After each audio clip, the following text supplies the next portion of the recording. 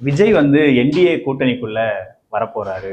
ஓராண்டுக்குள்ள தேர்தலுக்கு இன்னும் இருக்கு. ஓராண்டுக்குள்ள முடிவு எடுக்கப்படும் அப்படின்னு நயினா நாகேந்திரன் சொன்னதா ஒரு வீடியோக்கள் சமூகத்தில் வந்துச்சு. அதுக்கப்புறம் அந்த வீடியோ அவர் பேசியிருக்காரு. அவர் வந்து இன்னும் ஓராண்டு தேர்தலுக்கு இருக்குல்ல அப்படின்ற மாதிரி சொல்லிட்டு அவர் தப்பிக்கிற மாதிரியான ஒரு தொனியில பேசிட்டு நகர்ந்துட்டாரு. ஆனா விஜய் திரும்ப என்டிஏக்குள்ள வரப்போறாரு. ஈவன் இந்த என்டிஏ உறுதியானதுக்கு அப்புறமும் சில அதிமுக முன்னாள் அமைச்சர்கள் விஜய் வந்தா நல்லது அப்படின்லாம் திரு ராஜேந்திர பாலாஜி எல்லாம் பேசினாங்க. இப்போ விஜய்க்கான கதவு என்டிஏல திறந்திருக்குன்னு நினைக்கிறீங்களா என்ன? இயற்கையாகவே பார்த்தீங்கன்னா, என்டிஏல பாஜக என்டிஏக்குள்ள ஏடிஎம்கே போறதுக்கு முன்னாடியே விஜய் வந்தா நல்லா இருக்கும்னு எல்லாருக்குமே தெரியும். ஓகே. ஏன்னா விஜய் வந்தாருன்னா, அந்த கூட்டணி பலம். ஈஸியா ஸ்வீப் பண்ணுவாங்கன்னு ஊருக்கே தெரியும். அப்போ என்டிஏ கூட ஏடிஎம்கே போனா பிறகு அது ஒரு பலம் ஆகும். விஜய் வராட்டினாலும் அந்த இது ஒரு ஸ்ட்ராங்கான அலைன்ஸ் விட்டு அடிச்சிருவாங்க.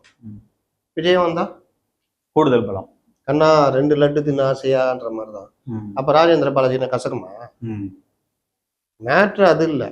யதார்த்தம் என்ன? இவர்கிட்ட கேட்குறாங்க.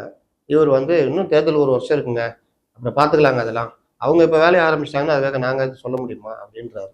இதை அழகா அப்படி திருப்பி ஓராண்டுக்குள் முடிவெடுப்போம்.